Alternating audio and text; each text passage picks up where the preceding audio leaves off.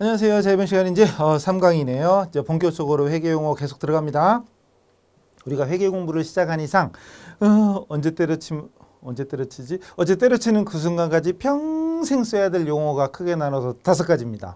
전 시간에 자산부채 자본, 그리고 이번 시간에 수익과 비용이에요. 자, 여러분 교재 12쪽에 챕터 3장에 보면 기업의 경영성과와 손익계산서라고 되어 있고, 경영성과라는 말 나오죠? 전 시간에는 자산부채 자본, 그리고 이 자산부채 자본의 구성 내역, 자산부채가 각각 얼마냐, 자산이 얼마고 부채 얼마냐, 당연히 자산에서 부채 빼면 자본 이런 거 있었잖아요. 그래서 자산부채 자본의 구조, 자산부채 자본의 구성 내역을 재무상태라고 했었고, 그 재무상태를 보고하는 보고서가 바로 재무상태표다. 여기까지 했잖아요. 재무상태표, 파이낸셜 포지션 이렇게 있고, 이번 시간에는 나머지 이제 이 수익이라는 거와 잠시 후에 나오는 비용이라는 거 할 거예요.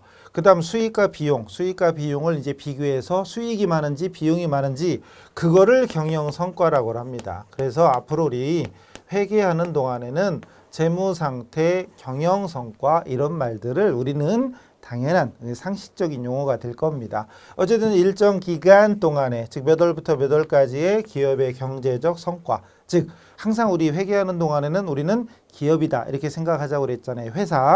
회사를 차리는 목적은 돈 벌려고 하는 거지. 돈 벌려고 하는 거잖아요. 바로 그거. 기업의 경영활동 결과 돈 버는 거라고 안 써있네? 근데 책에다 돈 버는 거 그럼 너무 없어 보이잖아요. 그래서 자본의 증가를 가져오는 원인인데 그게 결국은 돈 버는 거죠.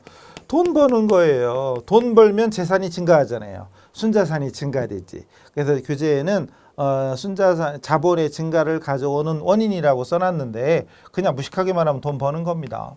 무식한 게 최고죠. 장사하는 사람이 돈 벌려고 차렸지. 당연한 거잖아요. 그죠? 돈 버는 거 그걸 수익이라고 합니다. 결과적으로 돈을 벌면 벌수록 당연히 자본은 증가되죠. 당연한 얘기입니다. 그리고 이제 앞으로 우리가 써야 될, 예를 들어서 자산이면 자산에 속하는 용어가 현금, 당좌예금, 보통예금, 상품, 건물, 비품, 기계, 차량 등등등, 외상매출금, 대여금 많았잖아요. 또 부채에는 뭐 차입금, 외상매입금, 선수금, 미지급금 이런 게 있었죠. 마찬가지로 이제 수익에 속하는 과목이 나오는 거죠. 그 중에 제일 중요한 상품 매출. 자, 우리 회계하는 동안에는 기업이라고 그랬고, 그 기업의 종류는 유통업이랬죠. 상품 매매업. 기억나요? 벌써 까먹은 거 아니죠? 상품 매매업. 그러니까 상품 매출. 상품 파는 거. 물건 팔아서 돈 버는 거. 만약에 옷가게다. 옷을 팔아서 얼마 벌었다. 한 달 동안 얼마 벌었다. 1년 동안 얼마 벌었다. 상품 매출. 제가 식당을 한다. 그 음식점에서 음식을 제공하고 손님들한테 결제를 받은 그 돈 합계. 한 달 동안 합계, 1년 동안 합계. 그게 바로 상품 매출이죠. 그러니까 오늘 부르는 상품 매출 그러면 수익이다. 이렇게 하면 돼요. 임대료. 자, 건물이나 토지, 기계 등을 대여. 돈 빌려주는 건 대여라고 하고, 이렇게 건물 같은 거 빌려줄 때는 임대라고 하죠. 그래서 임대하고 받은 대가. 한마디로 말하면 집세. 근데 집세라고 하기는 그렇고, 건물이면 집세 그래도 되지만 우리는 회사니까 사무실이죠. 집세라는 말보다는 그냥 사무실 같은 거 만약에 빌려 쓰고, 만약에 내 돈이 없어서 우리 세 들어 사는 거 있잖아요. 사무실도 세 들어 살죠. 그래서 어느 빌딩 만약에 월세, 전세 계약을 해서 또는 월세 계약을 해서 한 달에 얼마씩 낸다. 그런 거. 근데 내가 건물주야. 건물주같이 생겼죠. 한 2000년 뒤에 건물주 될 거예요. 제가 건물주에서 제가 50층짜리 건물이 있는데 거기 세를 주고 집세를 다달이 받는다. 집세가 한 달에 2억씩 나와. 부러워라. 어쨌든 그런 게 바로 임대료입니다. 건물을 빌려주고 받는 임대료. 중요한 건 임차료, 임대료. 잠시 후에 임차료 나올 거예요. 헷갈리면 안 됩니다. 임대료. 그 다음 수수료를 받으면 글자 그대로 수수료 수익. 수수료, 수고비. 뭐 누구한테 부탁을 받아서 내가 대신 해줬다. 이런 거 수고비. 수수료 받았다. 수수료 수익. 수익은 어쨌든 돈 버는 거예요. 그 다음 계속해서 이자 받으면 이자 수익. 이자가 이자지요. 은행에다 돈을 넣어놨더니 거기서 이자가 발생했다. 아니면 누구한테 돈을 빌려주고 나중에 받을 때 이자 받았다. 이자를 받을 때 이자 수익. 그러니까 오늘부터 우리가 이자 수익이 뭐냐 그러면 아 이자 받은 거야. 그 당연한 얘기고 회계 용어로. 그럼 이자 수익이 뭐야 그럼 수익. 대여금이 뭐야 그러면 갑자기 웬 대여금? 자산 이래야죠. 차입금 뭐야? 부채. 선급금 헷갈리죠? 자산. 상품 자산. 차입금 부채. 미지급금 부채. 외상매입금 부채. 막 이렇게 계속 나와야 돼 이게. 바로바로 나와야 돼. 갑자기 왜 전시간 거라죠? 그러니까 수익으로 오죠. 또 단기 매매증권 전시간에 있었죠. 주식이나 채권인데 주식만 생각하고 주식을 사서 가지고 있을 때는 단기 매매증권인데 그거를 팔아서 처분, 팔아서 생기는 이익. 팔아서 생기는 이익. 주식을 만약에 10,000원에 샀다가 50,000원에 팔았다. 아싸. 그럼 40,000원 벌었잖아요. 그게 이익이죠. 근데 왜 내가 사면 떨어지지? 그니까요. 근데 공부할 때는 주식거래 하지 마세요. 공부 못해. 집중이 안 돼. 코인 하세요? 하지 마요. 코인 같은 거 하면 공부 안 돼요. 하루에 몇만 원, 몇십만 원, 몇백만 원 왔다 갔다 하는데 공부가 되것이요. 하지 마세요. 공부만 하세요. 그 다음 유형자산. 이건 아직 안 배웠는데 유형자산은 건물이나 토지 같은 자산을 합쳐서 유형자산이라고 그래요. 나중에 때가 되면 다 하니까 처음에는 여기 있는 내용을 100% 다 알려고 하지 말랬죠. 그냥 대충 넘어가야 대충 까이까 하다 보면 되겠지 이런 마음으로 그냥 꾸준히 가면 됩니다. 어쨌든 유형자산을 처분할 때 발생하는 이익. 유형자산을 처분할 때 발생하는 이익. 단기 매매 증권을 처분할 때 발생하는 이익. 어쨌든 무슨 이익은 돈 버는 거니까 수익입니다.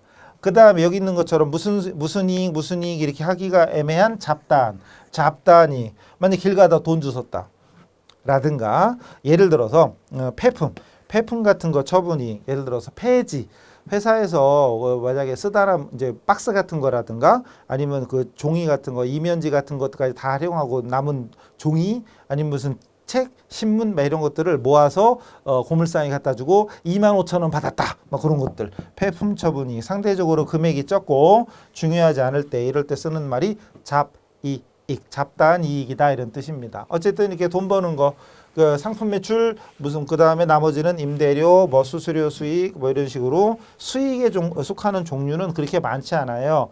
여러분 교재 12쪽에 보면 표에 몇 개 안 되죠. 근데 비용은 겁나 많죠. 비용은 12페이지부터 13페이지까지 쫙 있어요.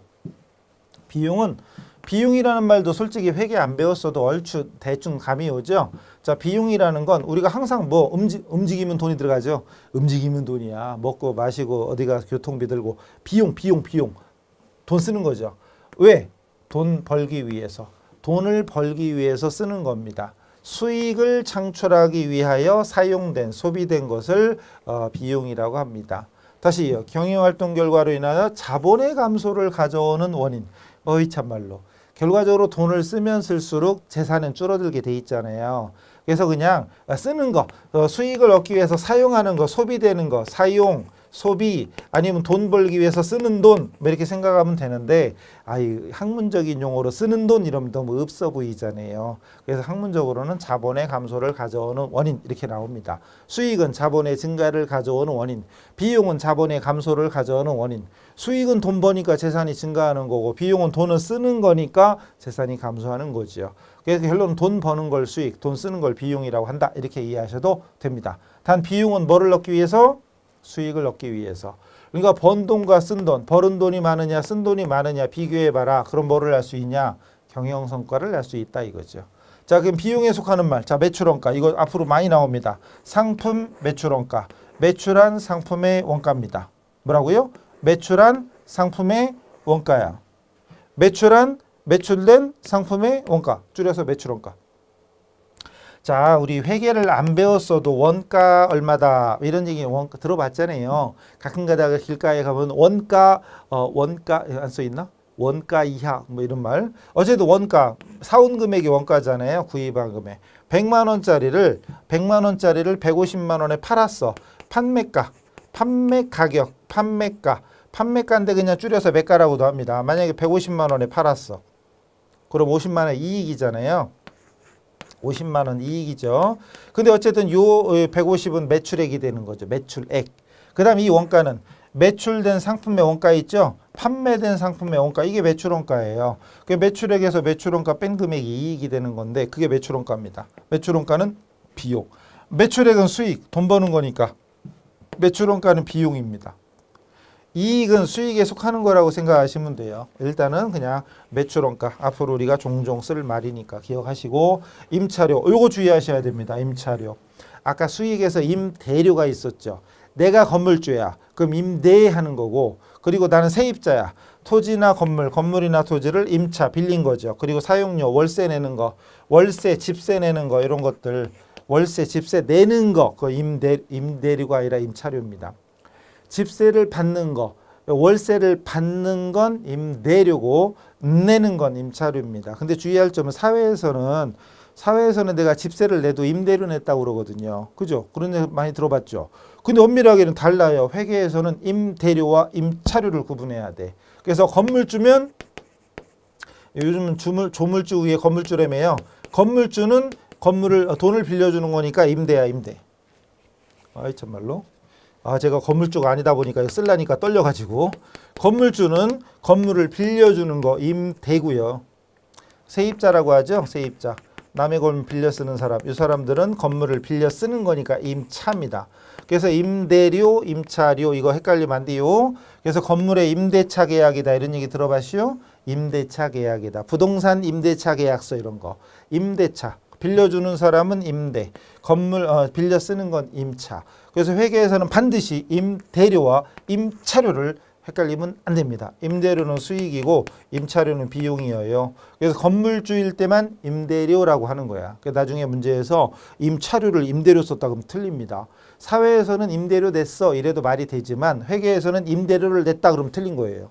임대료를 내는 게 아니라 임차료를 내는 거야. 아셨죠? 헷갈리면 안 돼요. 임대, 임차, 대여, 차입. 입장이 반대입니다. 그러니까 이걸 임대료와 임차를 헷갈리면 안 돼. 오늘부로 정확하게 숙지하셔야 돼요. 빌려주는 건물주는 임대료. 건물주가 임대하는 겨. 건물주가 임대하는 거죠. 세입자가 임대하는 게 아니고. 제가 월세 살아요. 그럼 내가 임대한 게 아니지. 건물주가 나한테 임대한 거지. 그죠? 용어를 이해하시면 돼. 임대, 세입, 임차료와 임대료 헷갈리지 마시고, 월세를, 집세를 받으면 임대료, 집세를 내면 임차료. 돈 나가는 거니까 비용이고, 수수료를 지급하면 수수료 비용, 수수료 여기 관리 여기 저기 기장 수수료 이런 거 나오죠. 만약에 여러분이 우리 전산회계 공부에서 나중에 세무사무소 이런 데 가는 사람 많잖아요.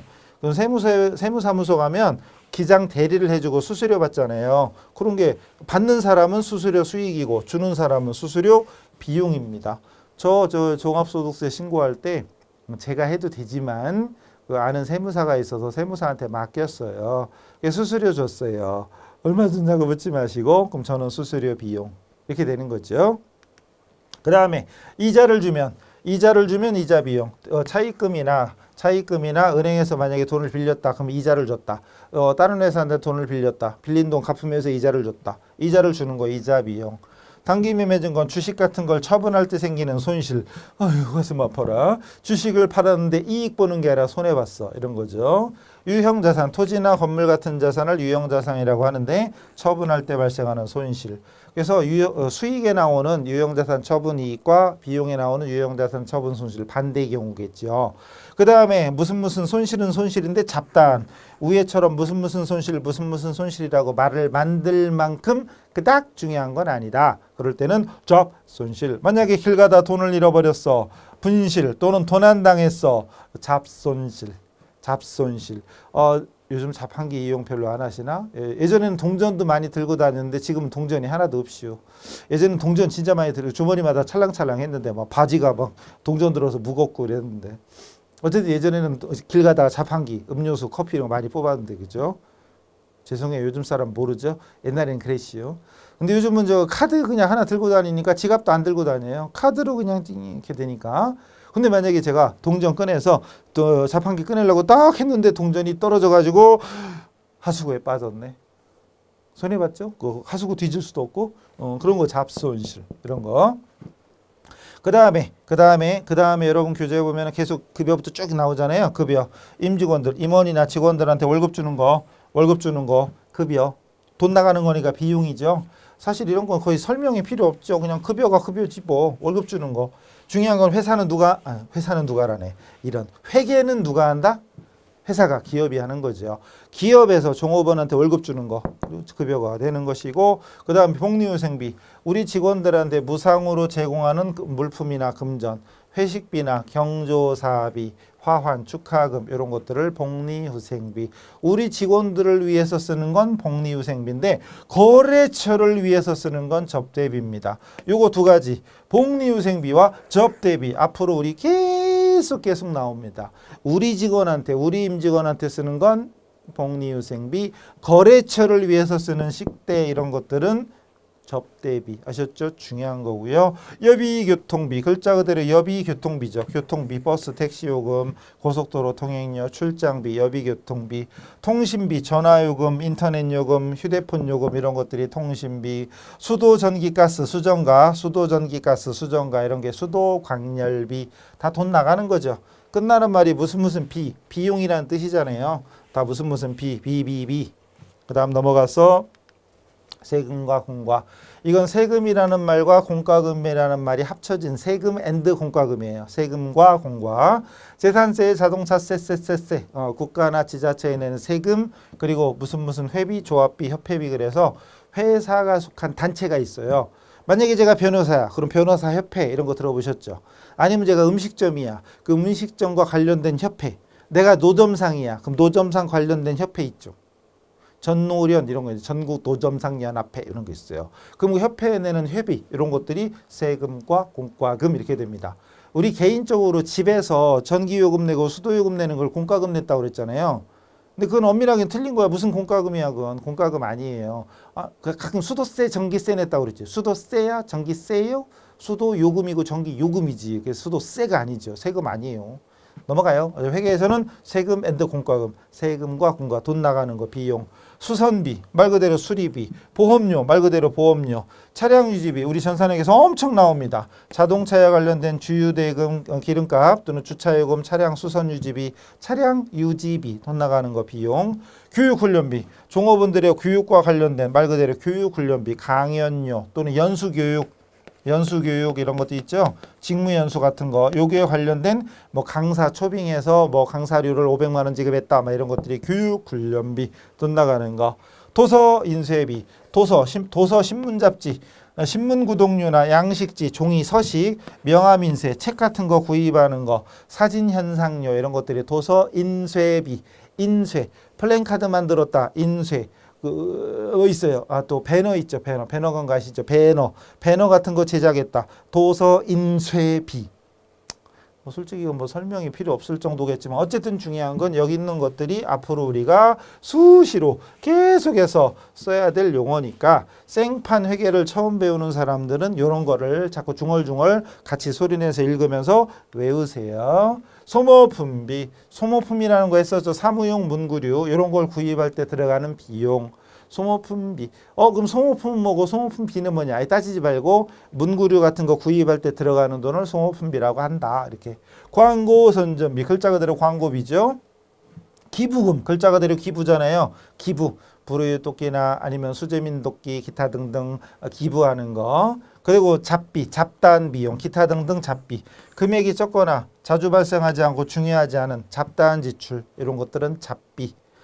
이렇게 어쨌든 여기 써 있는 건 전부 다 쓴 건 아니고 이제 앞으로 우리가 지금 기초잖아요. 우리가 기초 회계 수준에서 이 정도는 알고 가자 이런 것만 써놓은 건데 결과적으로 전 시간에 했던 자산부채, 즉 자산의 현금부터 시작했잖아요. 현금 예금부터 시작해서 현금 예금, 보통 예금, 당조 예금, 상품 저쩌고 해서 거기 나오는 교재 몇 페이지요? 몇 페이지죠? 여기 6페이지, 7페이지. 6페이지부터 7페이지까지 나오는 자산부채 자본도 한 20여 개 되고 그리고 12페이지, 13페이지 나오는 수익과 비용도 20개 정도 넘죠. 다 합치면 한 50개 되겠네. 한 40개 넘죠. 한 50개 되는 거를 한 방에 다 완전하게 외울 수는 없지만 가급적 많은 걸로 외우려고 노력하세요. 영어로 말하면 A, B, C. 이제 알파벳 띄는 거야. 이제 알파벳 띈 겁니다. 아직 안 끝났어. 영어 좋아하세요? 영어 공부 잘하세요? 저는 공부를 안 할 친해가지고 아, 이럴 줄 알았으면 영어 수학 이런 거 잘 할 걸 좀. 어쨌든 영어 안 친한데 영어 ABC 우리 때는 ABC부터 배웠는데 요즘은 유치원 때부터 ABC를 안 배운다 했죠. F4 이러면서 막 다른 거 배워요. 어쨌든 ABC도 이제 띈 거야. 그리고 나서는 뭐 배우죠? 뭐 배우지? 단어 수거 문법 모르겠어. 어쨌든 기타 등등 이제 영어로 말하면 ABC 띈 겁니다. 이제 끝나는 거예요. 자산부채 자본 수익 비용 그리고 자산부채 자본 수익 비용에 속하는 과목들 계정 과목까지 이제 띈 거고요. 그 다음 자산부채 자본을 통틀어서 재무상태표라고 하고 재무상태표를 보고하는 보고서가 재무상태표라고 했고 그럼 일정 기간의 경영성과를 보고하는 보고서 경영성과를 보고하는 보고서가 바로 이제 오늘부터 우리는 손익이 아니라 손익계산서 인컴 스테이트먼트 IS 경영성과 IS 그래서 재무상태표 손익계산서 이 재무상태표와 손익계산서는 우리 회계하는 사람들은 정말 기본이 되는 핵심이 되는 중요한 재무보고서 즉 재무제표입니다. 재무제표가 원래 나중에 배워야 여러 가지가 있는데 그 중에 가장 기본적이고 중요한 게 재무상태표와 손익계산서입니다. 재무상태표와 손익계산서 그리고 재무상태표 T계정 재무상태표를 T자로 간단하게 표시하자면 아까 차변에 뭘 적는다고 그랬죠? 자산 대변에 뭐 적는댔죠? 이건 외워야 돼 무조건 부채와 자본을 적는다 라고 했었잖아요. 그리고 자산합계 금액은 부채와 자본 더한 한가 금액과 일치했죠. 차변합계와 대변합계는 똑같다. 자산합계와 부채 자본을 더한 금액은 일치한다. 이런 얘기까지 전 시간에 있었잖아요. 자, 이번 시간은 손익계산서입니다. 자, 손익계산서 그리고 차변에는 무조건 비용을 적고 대변에는 무조건 수익을 적는다. 이건 외우세요. 재무상태표 자산은 어느 변? 차변. 부채 어느 변? 대변. 이것도 외워야 돼. 무조건 외우세요. 이건 무조건 외우시고 수익 비용도 외우세요. 비용은 차변, 수익은 대변. 수익은 대변, 비용은 차변 외우세요. 그럼 100억을 벌었어. 벌은 돈이 수익이잖아요. 근데 100억을 버는 동안에 쓴 돈이 70억이야. 그럼 나머지 30억이 순수한 이익이죠. 단기에 발생한 순이익. 단기 순이익입니다. 단기 순이익. 그래서 굳이 공식으로 말하면 수익에서 비용 빼면 이익이잖아요. 총수익에서 총비용을 빼면 단기순이익. 이걸 손익법 등식이라고 그래요. 당연한 얘기고 그 다음 비용과 단기순이익을 합하면 총수익하고 일치할 거 아니에요. 그 비용과 단기순이익을 더하면 총수익과 일치한다. 이건 손익계산서 등식. 그래서 무조건 외울 필요는 없어. 외우라는 건 이거죠. 손익계산서 차변 대변에 각각 뭐가 오는지 이것만 외우면 공식은 자동이죠. 공식은 자동인데 우리 공부할 때 대부분 거꾸로 합니다. 이걸 열심히 외워. 그리고 헷갈려. 외울 건 이거밖에 없어요. 손익계산서만 외우면 공식은 자연 해결됩니다. 근데 우리 공부하는 사람들은 아무리 얘기해도 거꾸로 공부해. 그러는 거 나중에 어렵다. 이거죠. 그 다음에 이번에는 만약에 비용이 더 많을 수도 있잖아요. 요즘 코로나 이런 것 때문에 자영업자들 뭐 어렵다, 폐업한다, 막 이런 얘기 들어보셨죠? 수익보다 비용이 더 많을 수도 있잖아요. 아이씨, 아파라. 마음이 아프죠?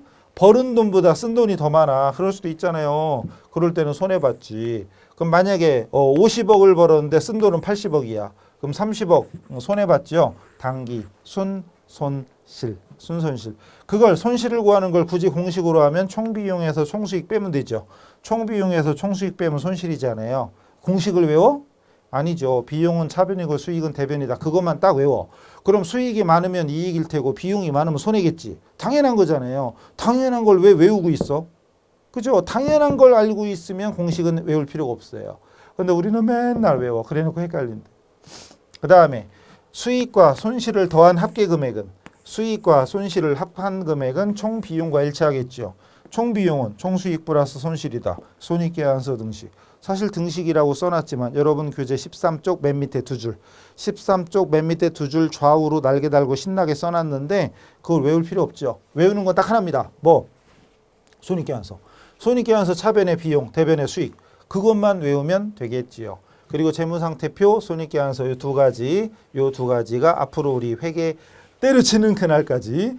근데 당장 때려치면 안 돼요. 버티셔야 돼. 일단 시작을 했으면 합격을 하고 때려쳐요. 때려칠 때 때려쳐도 합격하고 때려치세요. 합격을 딱 하고 나서 해보니까 별거 아니야. 안 할 거야. 이렇게 해도 돼. 근데 하다가 때려치면 찜찜한 거지요. 끝까지 가세요.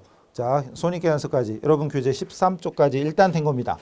일단 된 거예요. 자, 그 다음에 14페이지부터 보면 중간중간 이제 문제들이 나오는데 이것도 여러분 선물로 드릴게요. 숙제 아니고 선물이에요. 여러분 풀어보세요. 단 한 번 이제 듣고 나서 여기 있는 문제가 잘 풀린다. 그러면 다행이지만 처음 하는 사람한테는 이게 만만치 않은 거니까 중간에 모르겠다 막힌다 이런 게 있을 수도 있죠. 그러면 제끼세요. 열받지 말고 제끼세요. 그리고 나중에 돌아오면 됩니다. 복습하면서 오면 됩니다. 그리고 17페이지 손익계산서 있잖아요. 그 자료를 가지고 손익계산서 차변에 뭐 적고 대변에 뭐 적는지를 해답은 바로 밑에 있으니까 또 해답 보면서라도 천천히 따라 적으시면서 머릿속으로 그래 비용은 차변에 적고 수익은 대변에 적는구나 이런 것들을 어느 정도 알아두시면 좋을 겁니다. 일단 넘어갈게요. 자, 그 다음에 여러분 교재 19쪽 챕터 4 제4장의 단기 순손익 계산이 나옵니다. 그 중에 1, 2번 딱 한 페이지밖에 없지만 나중에 진짜 시험에 많이 나올 거예요. 아, 그러고 보니까 참 그 4장 밑에 보니까 몇 회 기출문제 표시 있는 거 보이시죠? 91회, 90회, 90회, 87회, 84회 막 이렇게 써 있잖아요. 이건 몇 회부터 70회부터 써놨네. 어쨌든 최근 회차들 중에 근래 나온 1년에 6번 보잖아요. 1년에 6번. 근데 맞지? 6번 보지? 그럼 여기 써 있는 건 한 5년치 정도 기출문제를 놓고 분석해서 중간중간 그 단원마다 장마다 이렇게 몇 회 나왔다 이렇게 표시해 드린 건데 참고 삼아 보시라고요. 어쨌든 결론은 여기 나오는 내용 시험에 잘 나옵니다. 1번 재산법이 있고 2번 손익법이 있잖아요. 이거를 혼자 풀어보라면 사실은 못 푸는 사람 되게 많아요. 당연히 그럴 수밖에 없지. 처음 하는 사람은 막힐 수밖에 없어요. 나중에 알고 보면 이걸 왜 못 풀었지 이렇게 되지만 처음 할 때는 이거 뭐요 막 이렇게 될 수도 있는데 일단 요거 2번 손익법 써 있는 거 보니까 총수익에서 총비용을 빼면 단기 순이익이야. 근데 수익보다 비용이 많으면 마이너스 나오겠지. 마이너스 나오면 손실이야. 너무나 당연한 거 아니에요? 너무나 당연한 건데 그게 문제로 써 있죠. 그래서 나중에 이거 그 밑에 예제 1번 있잖아요. 그거를 풀어보시면 돼요. 수익에서 비용 빼면 이익이다. 총수익에서 총비용을 빼면 이익이다. 근데 만약에 비용이 더 많으면 마이너스. 그럼 결론은 손실이죠. 이걸 공식을 내용을 이해하면 막 딸딸 외우는 게 아니라 수익이 뭐고 비용이 뭐다만 알면 공식은 해결되는 거죠. 그래서 나중에 풀어보시고 그 다음 요건 안 했어요. 재산법 보니까 기말자본에서 기초자본을 빼면 순이익이래. 이해돼요? 기말자본에서 기초자본. 이거 뭐요? 사실 별거 아닌데. 기초기말은 우리 첫 시간에 했던가? 예를 들어 봅시다. 예를 들어서 지금이 1월 1일입니다. 기초의 재무상태표에 자산총액이 100억이야. 제가 100억 가지고 사업을 시작했어요. 그리고 제가 여기저기 빌렸어. 팔자 쓰려고 80억을 빌렸어. 제주도 좋죠. 80억 빌리고 순수한 내 재산은 20억이었어요. 내가 가진 돈은 20억. 여기저기서 80억 빌려서 100억을 만들어서 장사 시작했어요.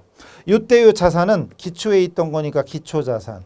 얘는 기초부채. 얘는 기초자본입니다. 앞에다 기초만 붙이면 돼. 지금까지는 자산부채 자본인데 앞에다 기초를 붙여서 기초자산, 기초부채, 기초자본 이렇게. 그리고 1년 동안 장사를 열심히 하고 나서 오늘이 12월 31일 기말입니다. 오늘이 기말이야. 그래서 재무상태표를 다시 작성했더니 자산 총액이 300억이야. 어우 300억. 그 다음 부채 총액은 200억입니다. 자본 총액은 100억이야. 어쨌든 대충 봐도 돈 벌었죠. 근데 구체적으로 얼마 벌었냐 그러면 얼마라고 할래요? 예를 들어서 자산이 기초에는 100억인데 기말 자산, 기말에는 300억이야. 그럼 자산이 200억 늘었으니까 200억 벌었다. 말이 될까요? 물론 그것도 말이 될 수 있지. 제 재산이 100억이었는데 300억 됐어. 원래 제가 건물이 살 때 100억인데 지금 300억 됐으니까 아싸 돈 벌었어. 될 수 있죠. 그런데 이 자산에서 부채를 뺀 나머지가 순재산인데 부채가 만약 극단적으로 자산이 300억인데 부채가 500억 됐어. 그럼 벌은 거예요? 그건 아니잖아요. 그러니까 자산이 늘었다고 무조건 돈 벌었다 그러면 이상해. 또 부채가 80억에서 200억으로 늘었어. 아싸 돈 벌었다. 말이 되나? 그것도 말이 안 돼. 빚이 늘어났는데 빚진 게 늘어났는데 돈 벌었다? 그건 이상합니다. 결론적으로는 자본, 기초 자본과 기말 자본을 비교해 보면 기초자본보다 기말자본이 늘었잖아요. 아싸, 그럼 이만큼 80억이 늘었구나. 그럼 요만큼이 당기순이익이구나. 이렇게 해석하는 게 바로 이겁니다. 기초자본과 기말자본, 기말자본과 기초자본을 비교해서 기말자본이 많아졌으면 이익이고 기초자본이 더 크다. 그럼 손해죠. 공식을 이해하면 돼. 그냥 암기가 아니라 공식을 이해하면 너무나 당연한 얘기잖아요. 기초자본보다 기말자본이 늘었으면 이익이야.